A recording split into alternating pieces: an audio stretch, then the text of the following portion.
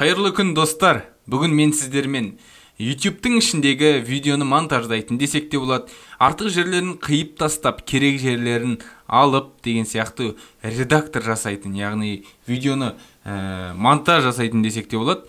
Өзінің редактор деген бөлімі бар. Сонымен таныстыратын боламын. Онымен қалай жұмыс істеу керек, барлығымен қазір танысатын боласыздар. Ендеше ол телефонда жоқ. Ол тек қана ноутбуктың форматында ашылады. Сіздерге дәл қазір творческий студияға өтіп, видео деген бөлімге кіріңіздер. Видео деген бөлімге кіргеннен кейін, көріп отырсаңыздар, мен видеода тұрмын. Мен өзіме бір керек емес, қазір бір видеоны ала салайын, я? Мысалға біздер осы жақында салған, осы бір видеоны алайын. Қазір обновление жасап тастайын. Сонымен достар, мен мына видеоны таңдадым. Осы видеоның ішіне кірем, жаңағыдай изменить деп. Содан кейін не істеймін? Содан кейін мен редактор деген, сол жақ қапталдағы редактор деген кнопканы басам. Осы видеоның ішіне кіргеннен кейін. Видео редактор деп шықты. Қазір іші полный шықсын. Мінекей достар, біздің видеомыздың редактор алаңы шықты. Яғни біздер қазір видеоны қиямыз, ортасын алып тастаймыз деген сияқты өзгерістер жасауға болады. Ең бірінші бұл жерде не істейміз? Біздер ең бірінші обрезать деген кнопканы басамыз. Обрезать деген кнопканы басқаннан кейін біздер екі шетінен өзгерте аламыз. Мысалға мынаны жылжыту арқылы. Мысалға тыңдаймыз. Видеоны тыңдап көруге болады. Қараңыздар. Видеоны тыңдап көресіздер. Яғни мысалға бұны қай жағдайда қолданған дұрыс? Мен көбіне өзімнің тікелей эфирлерін жасап болған соң, ең соңынан обработка жасап біткен соң, осындай редактормен басын, яғни сәлемдесу, тағы басқа уақыт алып қояды, бір 5-6 минут. Соны алдыңғы бас жағын қиып тастаймын. Мінекей мынаны жылжыту арқылы біздер бас жағын қиып тастаймыз. Көрдіңіздер ме? Және де соңын бітіп қиып, мына бөлікті ғана қалдыруға болады. Көрдіңіздер ме? Мына бөлікті қалдырасыз. Стоп, бас қойын. Және де осыны қалдыру үшін мінекей посмотреть деген кнопканы басамыз. Сосын сохранить дейміз. На обработку изменений может уйти несколько часов. Яғни бұл видеоның обработкасына 1 сағат, 2 сағаттай кетіп қалуы мүмкін. Егер ол тіпті памяти көп, ұзақ видео болатын болса, онда одан да көп кетуі мүмкін. Сондықтан бұл бірден бола қоймайтын нәрсе. Пока мысалға осыны өзгерттік, біттік. Видео обрабатывается, повторить попытку позже дейді. Жарайды. Онда бұл видео келмейді екен, яғни мен кеше салғандықтан ба не үшін шықпай тұр екен. Так, мен басқа бір болмайтын бір видеоларды қиып көрейін. Мысалға мына сабақты қияйық. Мінекей бұл да тікелей эфир, редактор дегенге кіреміз, жаңағыдай. Және де видео шыққаннан кейін, біздер қазір мына жерге видео шығады, мінекей загрузка жүріп жатыр. Көріп отырсыздар. Оған дейін мысалға обрезать деп жаңағыдай қия аламыз. Қажетті бөлігімізге апарамыз. Мысалға неше минут, мен басындағы 4 минут 42 секундты бастап мен қиып тастағым келсе, мен просто мынаны жылжыта салам. Көрдіңіздер ме? Егер сізге нақтырақ көрінбей жатса, мына жерде плюс деген бар. Яғни зум. Бұл арқылы сіз жақындатып, точно қай жерден бітіру керек, яғни бірі сөйлем бітемі, бір сөйлем басталама, сол жерге апарып қоясыз. Көрдіңіз бе? Және кейін отдалить деп жаңағыдай кішірейтіп аласыз. Мына жақтан да тап солай бетіп соңғы жағын қиып тастап, самый керек-ау деген жерді алып, посмотреть деп басасыз. Сосын сохранить дейсіз. Міне, тағы да сол шықты, яғни бұл видео ұзақ сақталады. Бірден қазір осылай өзгеріп кете қоймайды. Яғни бұл да қайтадан видео сияқты жүктеледі. Түсініп отырсыздар ма? Яғни не удалось обработать видео, в результате ваших недавних изменений не было сохранено. Жарайды. Интернет нашарлау болып тұр, что-то обновление дұрыс толық жүрмей жатыр.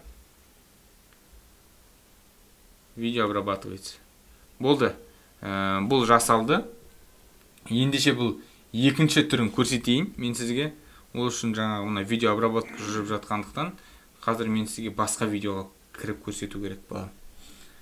Түсінесіз бе? Енді бұнымен біздер екі жанын қиюды көрсеттім. Ал егер ортасында мысалға сіздер бір 6-7 минут ролик салдыңыз, и соның ішінде бір 2-3 секундтық бір ляп болып қалуы мүмкін, яғни қателескен жерлері сол артық жерді алып тастау керек болатын болса, онда осы жерден алып тастаймыз. Ол үшін мен жаңағыдай тағы бір сабақты ала салайын. Ендеше обрезать деген кнопканы басатын болсақ, біздерге көріп отырсаңыздар, жаңағыдай 2 бөлім шықты. Енді біздер бұл жерден аламыз да, қажетті бір мысалға, мен мына видеоны өлең оқып отырмын ғой. Жеткізе алмасаң бұны адамның сөзіменен. Көрдіңіздер ме? Мына жерден бастап, жеткізе алмасаң бұны адамның сөзіменен деген текстті мен алып тастағым келіп тұр да, мысалға. Ол үшін разделить деген кнопканы басам. Көрдіңіздер, мына жерден таяқша шықты, және де мына бір бөлікті алам. Көрдіңіздер ме? Ары қарай жалғасып кетеді. Мынаны мен тыңдап көрейік. Оянар ең, мен болып көзілер ең. Көрдіңіздер ме? Қиылып қалды арасы. Яғни біздер осылай ортасын қия аламыз.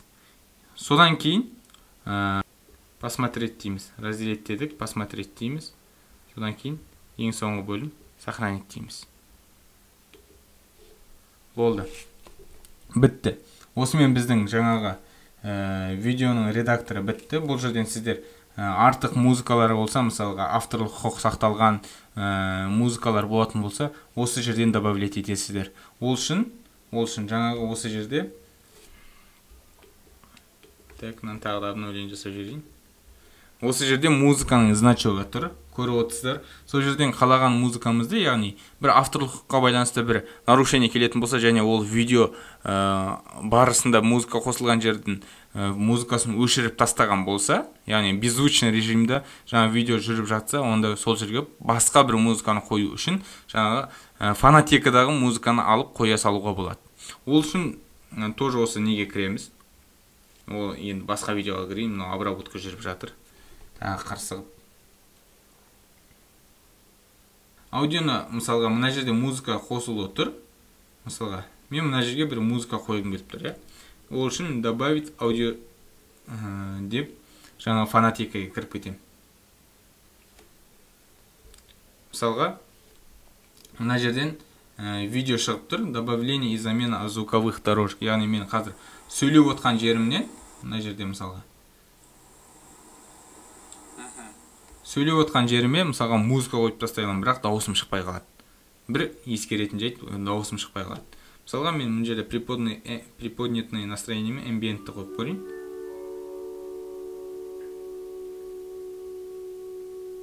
Мынау тұрған жоқ.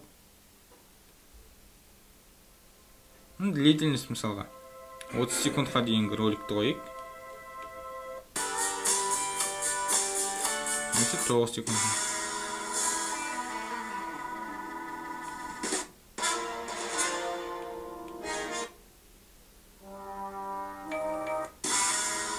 Мына музыка жақсы сияқты.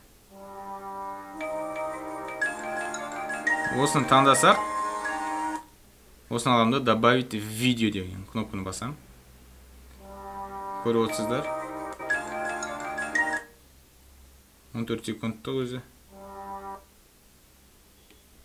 Мына бір видеодан көріп отырсаңыздар, біздерде бұл жерге монетизацияның жаңағы рекламаларын қоюға болады. Ол үшін добавить элемент деп, кешіресіздер, конечный заставканың элементтерін қоюға болады. Конечный заставка деген мен білесіздер, видеоның соңында шығатын жаңағыдай сілтеме жасайтын видеоларға, плейлистке подписаться деген кнопка шығаратын SEO оптимизацияда мен сіздерге көрсеттім. Сол нәрсені осы жерден жасауға болады. Мысалға, плейлист деп, соңғы бір плейлист сақтап қойса болады. Мысалы, қазақша маркетинг деген бір плейлист алдым, сақтадым. Ең соңғы 20 секундқа өйстіп сақталып тұр. Немесе бейді өзгертсеңіздер болады. Көріп отырсыздар, бұл жерде ұзақ видео болғандықтан добавить рекламную паузу деген кнопка шығып тұр. Бұны басатын болсам, мен видеоның ортасына жарнама қоя алам. Мысалға, сіздер YouTube-тан көресіздер, ұзақ видео қарап жатқан кезде сары точкалар толып тұрады. И сол сары точкаға келген кезде реклама шығады. Рекламаны пропустить етіп, сол видеоңызды қарай бересіздер, және ол реклама қайта шығады. Дәл солай сіз де өзіңіздің монетизация қосқаннан кейін видеоңызды осы жерге рекламалық орынды қойып қоя аласыздар. Ол үшін добавить рекламную паузу. Ендеше көріп отырсыздар, бұл видеоның ең басында жаңағы жарнамалық орын тұр. Енді мен ортасында да жарнамалық орын қойғым келіп тұр, яғни реклама шығатын. Ол үшін осы уақытқа қоямын да добавить рекламную паузу деген кнопканы басамын. Көрдіңіз бе? Мына жерге көк значок шықты. Мына жерге мысалға сіз жарнаманы қойған кезде де бір сөйлем біткен кезде, белгілі бір ой біткен кезде қойсаңыз болады. Мысалға мына дауыс бойынша мына жерде бір ой бітті. Тоқтағанмын, пауза жасаған. Сол жерге мысалға рекламный пауза қоямын. Дәл солай сол жерден кейін мынандай реклама шығады, через 5 минуттан кейін пропустить етеді деген сияқты. Өйстіп мен толтыра бере аламын да. Көріп отырсыздар ма? Немесе паузы автоматически деген кнопканы баса аламын.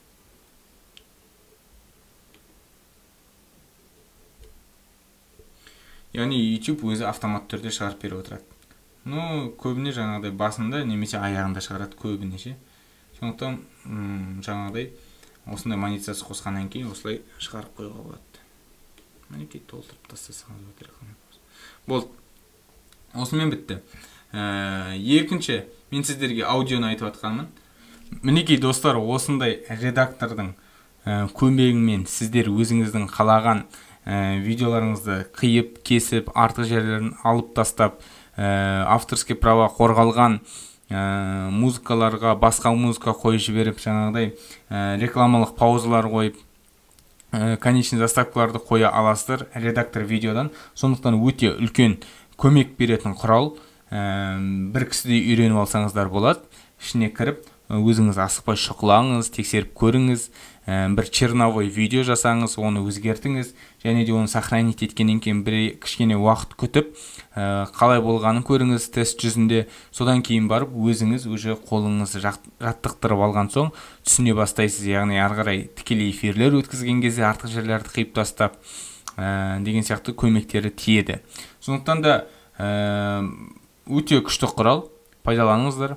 Сіздерге сәттілік тілеймін. Сау, саламатта болыңыздар.